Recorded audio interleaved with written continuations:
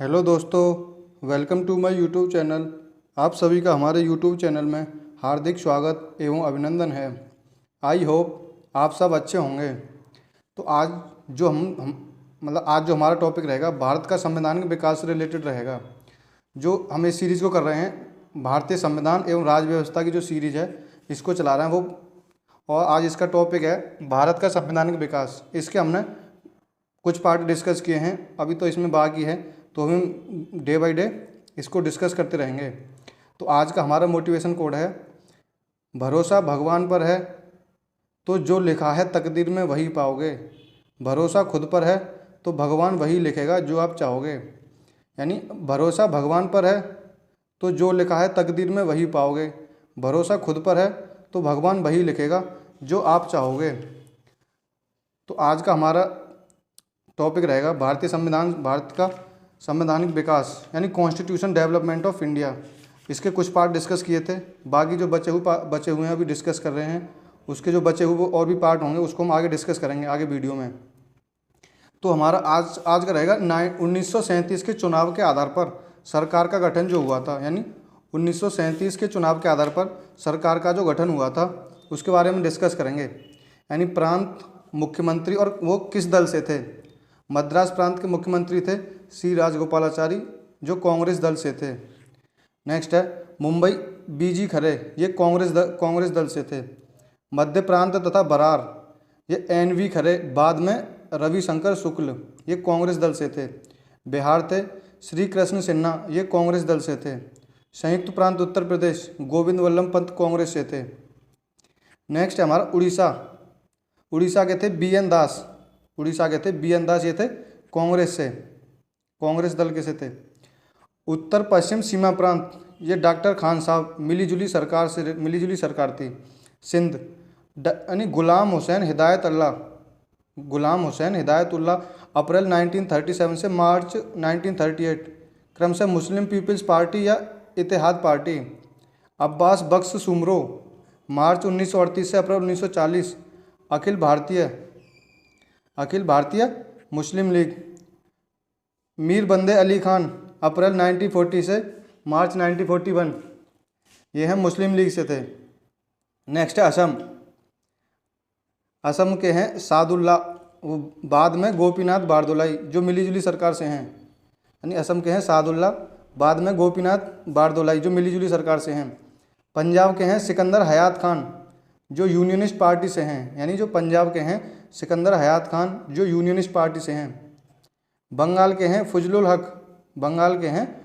हक, जो मुस्लिम लीग और कृषक प्रजा पार्टी से हैं।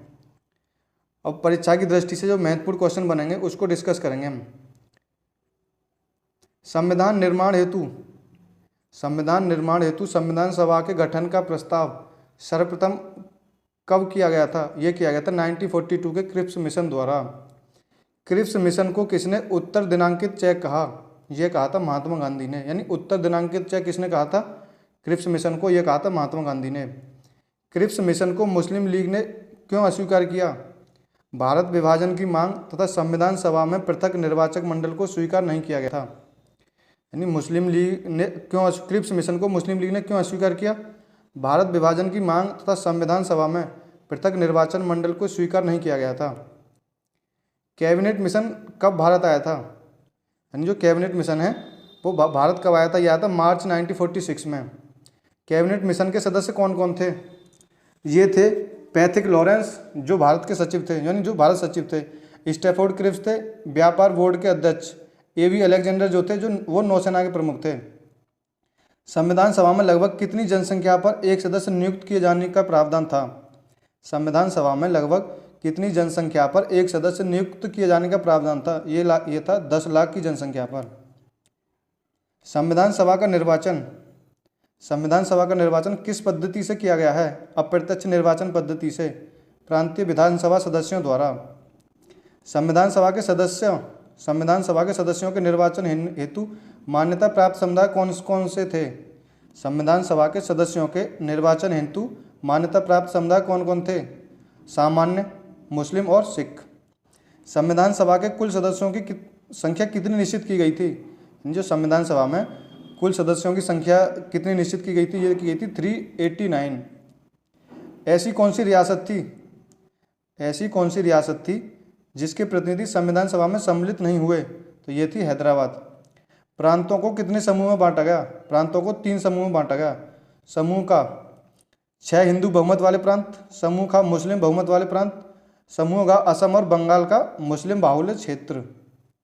नेक्स्ट है हमारा 1937 के प्रांतीय चुनाव में, यानी 1937 के प्रांतीय चुनाव में कांग्रेस ने कितने प्रांतों में पूर्ण बहुमत प्राप्त किया था? तो ये किया था 5 प्रांतों में। 1937 में पंजाब में किसके नेतृत्व में यूनियनिस्ट पार्टी ने सरकार बनाई थी? सिकंदर हयात खान ने। नेक्स्ट 1937 के चुनाव में कांग्रेस दल का चुनाव चिन्ह क्या था? पीला बक्सा था। यानी 1937 के चुनाव में कांग्रेस का चुनाव चिन्ह क्या था? यह था पीला बक्सा। नेक्स्ट है क्षेत्रीय पार्टियों के रूप में 1937 में बम्बई में इंडिपेंडेंस पार्टी, बंगाल में कृषक प्रजा पार्टी और पंजाब में यूनियनिस्ट पार्टी की स्थापना किन के द्वारा की गई थी?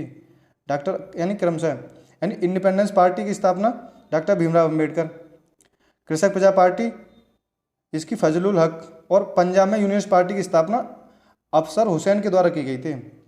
सिंध में अब्दुल्ला हारून ने 1937 में किस क्षेत्रीय दल की स्थापना किया था? यह किया था स्वतंत्र दल की। 1937 के चुनाव में कांग्रेस ने कितने प्रांतों में अपनी सरकार बनाई थी? तो ये बनाई थी 6 प्रांतों में। यानी 1937 के चुनाव में कांग्रेस ने कितने प्रांतों में अपनी सरकार बनाई थी? तो ये बनाई थी 6 प्रांतों में। नेक्स्ट है हमारा मुस्लिम लीग को 1937 में किस प्रांत में सबसे अधिक सीटें प्राप्त हुई थी? ये हुई थी बंगाल में। संयुक्त प्रांत उत्तर प्रदेश में किसके नेतृत्व में 1937 में सरकार का गठन किया गया था? ये किया गया था जीवी पंत के नेतृत्व में। नेक्स्ट है हमारा संविधान सभा अंतरिम मंत्रिमंडल सदस्य, यानी जो 15 सदस्य थे, जो इनकी यानी अंतरिम जो मंत्रिमंडल सदस्य हुआ 2 सितंबर 1946 को। इसके वायसराय कौन थे? बेवेल, और अध्यक्ष भी थे। जवाहरलाल नेहरू कार्यकारी परिषद में उपाध्यक्ष, विदेशी मामले तथा राष्ट्रमंडल, जो जवाहरलाल नेहरू थे कार्यकारी परिषद में उपाध्यक्ष, विदेशी मामले तथा राष्ट्रमंडल। वल्लभ भाई पटेल गृह और सूचना और प्रसारण, इनके पास इनका ये था। डॉक्टर जॉन मथाई उद्योग तथा आपूर्ति के अध्यक्ष थे। सरदार बलदेव सिंह ये रक्षा मंत्री थे।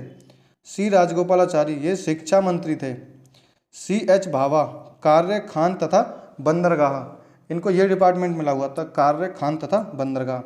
राजेंद्र प्रसाद को खाद्य एवं कृषि मंत्रालय मिला हुआ था। यानी ये IAS की PT परीक्षा में पूछा गया है 2006 में कि राजेंद्र प्रसाद के साथ कौन सा मंत्रालय था? तो ये था खाद्य एवं कृषि मंत्रालय। अरुणा आसफ अली के पास था रेलवे एवं परिवहन मंत्रालय। जगजीवन राम के पास था श्रम मंत्रालय। लियाकत अली खां के पास था वित्त मंत्रालय, जो लीग। आई चुंदरीकर ये था वाणिज्य। अब्दुल रब निस्तार इनके पास था संचार मंत्रालय। जोगिंदर नाथ मंडल के पास था विधि मंत्रालय। यानी अब ये UPPCS मेंस में पूछा गया 2009 में कि जोगिंदर नाथ मंडल के पास कौन सा मंत्रालय था? तो ये था विधि मंत्रालय। गजनाफर अली खां इनके पास था स्वास्थ्य मंत्रालय। नेक्स्ट है हमारा प्रीवी काउंसिल से आप क्या समझते हैं? वह परिषद जिसे तत्कालीन ब्रिटिश सम्राट ने मूलतः शासन कार्यों के संचालन हेतु चुना था। यानी प्रीवी काउंसिल से आप क्या समझते हैं? वह परिषद जिसे तत्कालीन ब्रिटिश सम्राट ने मूलतः शासन कार्यों के संचालन हेतु चुना था। संविधान सभा में सर्वाधिक प्रतिनिधि किस प्रांत के थे? वो थे संयुक्त प्रांत के। द्वितीय थे मद्रास में और तृतीय थे इस बिहार में। यानी मद्रास से कितने थे? 49, बिहार से थे 36 और संयुक्त प्रांत में थे 55। डॉक्टर भीमराव अंबेडकर का संविधान सभा में निर्वाचन किस प्रांत से हुआ था? यानी डॉक्टर भीमराव अंबेडकर का संविधान सभा में जो निर्वाचन हुआ था वो किस प्रांत से हुआ था? बंगाल के पूर्वी भाग से। ध्यातव्य है कि डॉक्टर अंबेडकर 1946 के चुनाव में बंगाल के पूर्वी भाग से चुने गए थे, किंतु भारत के विभाजनोपरांत वह क्षेत्र पाकिस्तान में चला गया। अतः बम्बई प्रेसिडेंसी की पूना सीट कांग्रेस के M.R. जयकर से रिक्त कराकर उपचुनाव द्वारा अंबेडकर को पुनः संविधान सभा का अध्यक्ष बनाया गया। नेक्स्ट है 1946 में चुनाव के पश्चात मुस्लिम लीग ने किस प्रांत में अपनी सरकार बनाई? तो ये बनाई थी बंगाल। प्रधानमंत्री कौन थे? H.S. सोहरावर्दी थे। यानी 1946 के चुनाव के पश्चात मुस्लिम लीग ने किस प्रांत में अपनी सरकार बनाई? तो ये बनाई थी बंगाल प्रांत में। उसमें प्रधानमंत्री कौन थे? H.S. सोहरावर्दी थे। डोमिनियन स्टेटस से आप क्या समझते हैं? यानी डोमिनियन स्टेटस से आप क्या समझते हैं? तो डोमिनियन का शाब्दिक अर्थ है शासन करना या शासित प्रदेश, अर्थात ब्रिटिश की सामग्री का स्वदेश तथा विदेश स्थित वह क्षेत्र जिस पर उनका शासन था डोमिनियन की संज्ञा से अभिहित किया गया। वर्तमान में डोमिनियन की जगह राष्ट्रमंडल सदस्य शब्द का प्रयोग किया जाता है। यानी वर्तमान में डोमिनियन की जगह राष्ट्रमंडल सदस्य शब्द का प्रयोग किया जाता है। मुस्लिम लीग ने संविधान सभा का बहिष्कार क्यों किया? यानी मुस्लिम लीग ने संविधान सभा का बहिष्कार क्यों किया? वह मुस्लिम समुदाय के लिए अलग संविधान सभा चाहती थी। यानी मुस्लिम समुदाय के लिए अलग संविधान चाहती थी। संविधान सभा में रियासतों में सर्वाधिक प्रतिनिधि किस रियासत से थे? तो यानी सर्वाधिक मैसूर से थे। द्वितीय स्थान पर त्रावणकोर 6 प्रतिनिधि थे। मैसूर से कितने थे? 7 प्रतिनिधि थे मैसूर से।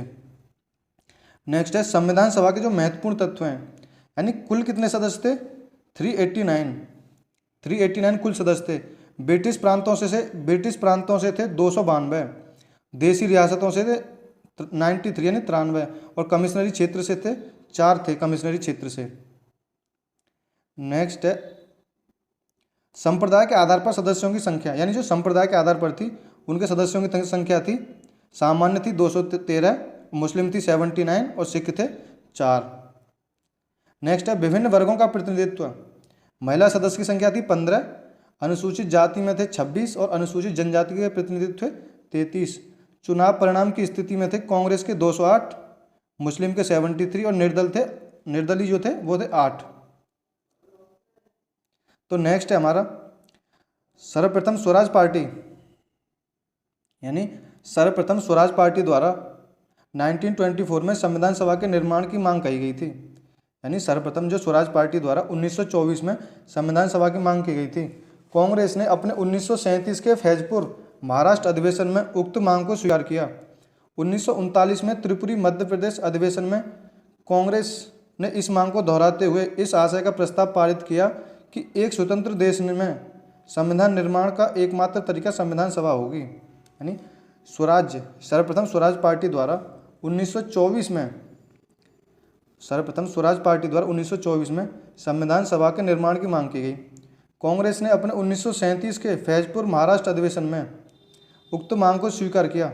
1939 में त्रिपुरी मध्य प्रदेश यानी त्रिपुरी जो सेशन हुआ था, त्रिपुरी अधिवेशन, वो 1939 में हुआ था।